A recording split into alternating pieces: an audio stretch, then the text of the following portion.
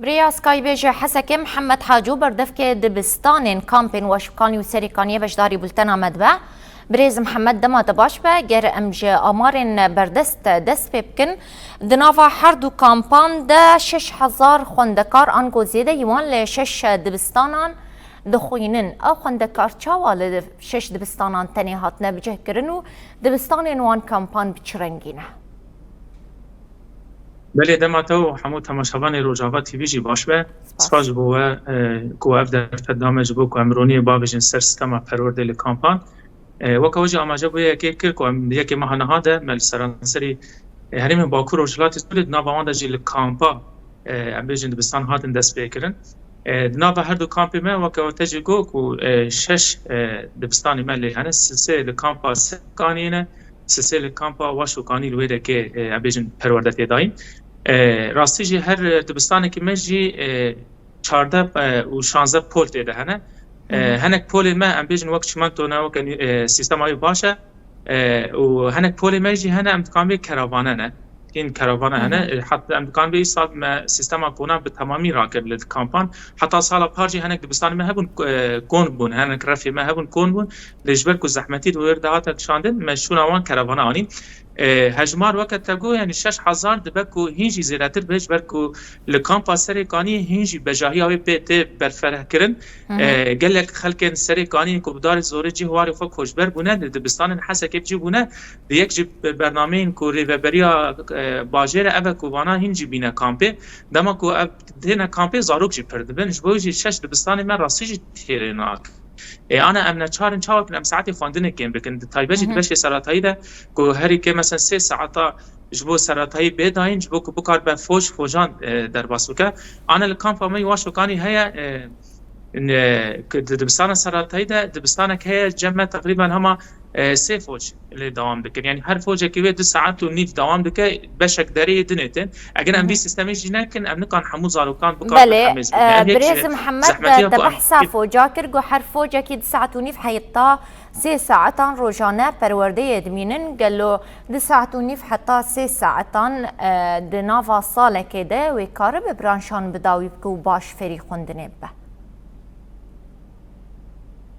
انا اف زحمتيه كيا هاري زورو زحمتيه ام جدك شنو ابا يعني اقول 2 ساعات ونيف 3 ساعات تيرناك يعني ليش بو چما ما قلتي رفع سرطاني باش يكن يكو دو سه زده برانش وتنا تنه بيجن فيربونا زماني دايك ها كرد بها عربه ودنا بابه جهني كي درسن بيكاريتي نداين يعني جوج او برانش وان زيرتنا لدي ساجي هم تا قازم امجي لغوري تجربه ما ببينجي تيرناكن 2 ساعات ونيف تيرناكن بيوستي وان هري كي ب 4 ساعتان هيا وراسي زاروك بكار بهم ورزش خاب بينا همجي اري خوي هنري پیش بخينا همجي ام بيجن زماني خوي داي كي فير ببا هري كي 4 ساعه بوزاروك لازمه يعني لمخابن اجبر كجي الكامبان جلكي طنجه ودبستان ما تيرناكن امنا تشارن كو في سيستم اي ساجي بدل مشان بله جبو سيستم بش امدهي نافين بتشرنجي الحردو كامبان سیستم ناوین آماده باشه یعنی 5 ساعت جبوان هاتیا وقتاندن 5 ساعت یعنی وقت سیستم بگشتی لگوی دسته پرورده و بیش سیستم با پروژلاتی سوری پیوسته 6 ساعت به لمل کامپا کریا 5 ساعت اوجی یک جبر استخدام کو که مجبور سراتای گوتی اوجی جبر کو خواندکار دنا دبستان ده چون هات نیوان گله که نه او 5 ساعات داین او ساعت ملی کم کرینه باشه ورزش مثلا باشه موزیک هنر وینا سازی ما فنه که کم کنه دا کو ام بکاربن گرینگه بدن باشین زانستی چ بیر کارید به چ زانیاری به چ بزمانی دایکت به مواد دنجید بن يعني بريز محمد جبو اف دما وكرت كري وك بشن هنري امبيجن ورزيش تو الترناتيف جوان رهيد نافا كامبان ده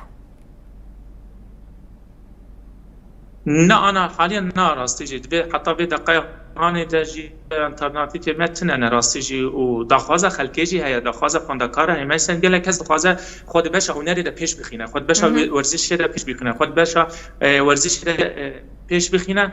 امجي زحمتي انا چارين يعني هنك مواد هنا بيجي مثلا هنك مواد سر حساب مواد هنك پیش بخینه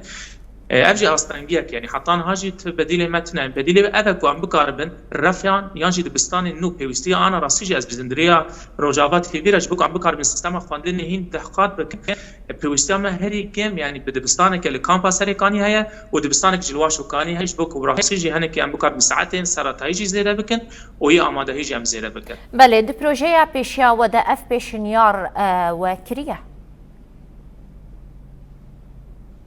يعني جي سالا 2022 و 23 ما پیشنهاد که وریش بو ریوبریا خسر و دسته پرورده را کردن سالا پارج من هنک اوده زیده کردن یعنی هجمارا اوده یعنی هجمارا زیده کردن اوده یعنی 4 اوده لکام پاسری کانی و 4 جلواش و کانیش مردان آوا کردن هجمارا اوده کت یعنی بچارا يعني ام بيجن او چار سريج محمود برسكري کا چه ناك يعني جوج يعني ثاني سال ما چار اودا لكرن اب چارجي جمره زحمته لما وكا ام دراسه کا گشتي مجبو دسته پرورده و ریوبریا قصرا کانتونا جزیره راکر کو پیوستی ام برنگ کی عاجل هي کو ام راسي دبستانا الكامبان البان هر دو كامبان وكن وكا كم گوچ از وی دوباره بك هجمارا کوجبران هر کو دچل بان كامبان زیادت به يعني هجمار هر کو زیادت به هجمارا زارو کانجي لكلا كوي زیادت بله باشا بريز محمد غير ام بحث بكن تقوت ما داخواز ریوبریا خسر و دسته پرورده کریا جبلی ریوبریا خسر و دسته پرورده گلو تری خستن سری لوان کامپان نادن آلیکاری ناکنن بیشن وک رخصنا یونیسف و هر وکی دن تو آلیکاریش بو سکتورا پرورده پیشکش نکرنه انا يعني خدنا نسر اصلا ابنا توي يونيسف وكم تبدا جانك وقت سرپرشتيا پرورده تبايا جهان جديده دنابا حتى بيجن دما داگر كنا سريكاني حتى روجاي بلكي 4 جارا هديتن ما بوانا چي بنا سوزوان هن پر سوزادن هجمار اجمد خوازن دين بچعب خر و شازارو قاجي دبينه لي حتى انها حتى به بولتنا نوچاد جم تبلي بنا يك پينوجي ندان زارو كانه يك پورتاسيجي ندان زارو كانه ام بيجن يك اواهيجي رو بازار كانه پیشکش نکرنه تني ریوبریا خسره و ام بيجن دسته پرورده و کاروبار جواکی سازیا کاروبار جواکی یا پنابران او بفان مثلا موجود بن تنه يعني سر يونيسف ديرنگي هانيه اوانا دبيجن امي علي كاريج بكنه ده شرط مرجي وانجي هنا شرط مرجي وان چاوه كراستيجي مثلا وك منهاج درون تن حساب منهاج متكن دبيجن ام يونيسف منهاج كما گشتي هي فيوسنا ام منهاج خا در باسي دبستانا بكن ايش جبونا ما ناي قبول كرن جبونا استراتيجيه دسته پرورده لبهريما باكور وشلات سوري کو یک سيستم پرورده هي یک منهاج هي دبكو توهيه خلق سريقانيج وك حمو باجارن هريمن ريفبريا خاصه کو بالزمان خوي دايكه فيري پرورده خواب ببین منهاجی خواب ببینه نکو ام بیشن کامپ لازم اموانا را دستیم ریخستن در بکن مش بوتیش بکن مرا آلی کار بین هون زارو که ما